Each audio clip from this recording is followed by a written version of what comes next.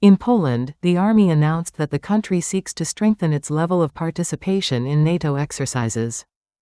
The army added that the aim of this is to ensure combat readiness and enhance interoperability with the Allies. The Polish army indicated that the priority of the next phase is to strengthen the resilience of the fighters and enhance their ability to perform effectively under pressure.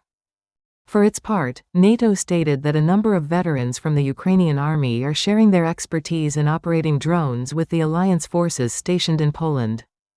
This training comes at a time when relations between Russia and NATO are experiencing heightened tensions, following a series of aerial incidents targeting several member states of the alliance.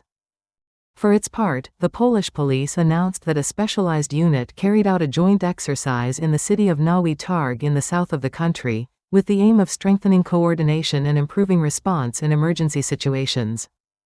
The police added that the exercises included conducting rope descent operations and evacuating the injured, in addition to simulating rescue missions in difficult and complex environments.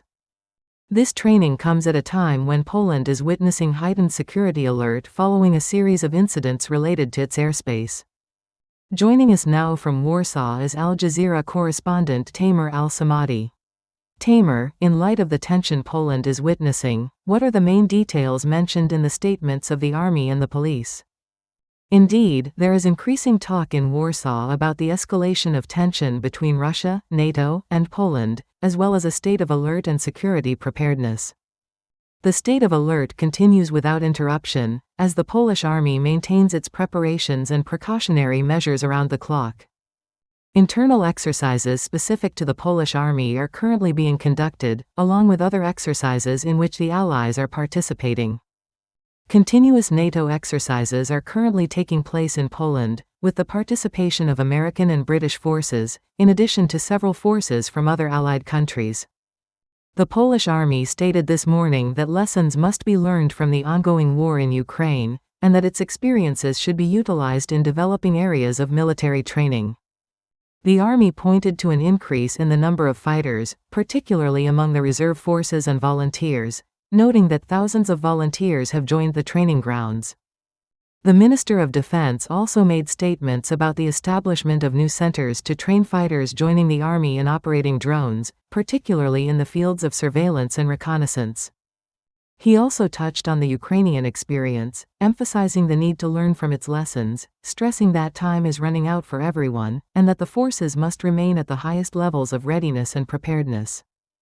The Polish Ministry of the Interior also held a meeting yesterday in the neighboring city of Lviv with a number of Ukrainian officials. It discussed the danger of drones and the ways to counter this threat by the security forces. It touched on the Ukrainian warning system, noting the possibility of benefiting from it if needed. She also pointed to joint exercises taking place in the border areas here in Poland, involving NATO forces and what she described as Ukrainian veterans, focusing on dealing with and operating drones. She also pointed to military reinforcements involving the sea, air, and land, confirming the continuation of these reinforcements in the Baltic Sea region.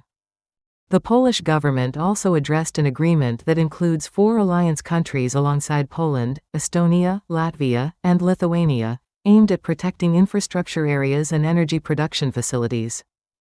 It stated that this project will cost around €400 million and focuses on building concrete fortifications and strengthening troop deployment, amid Polish and alliance concerns that Russia might resort to targeting energy facilities and infrastructure. This discussion is not limited to conventional military warfare, but also addresses hybrid warfare, which includes drones, infrastructure, and cybersecurity. Therefore, the Minister of Energy came out to confirm that additional security measures would be taken at Poland's power plants and infrastructure, warning against being complacent about Moscow's intentions, as he stated. Many thanks to you, MINURSO, Al Jazeera correspondent Tamer Al-Samadi.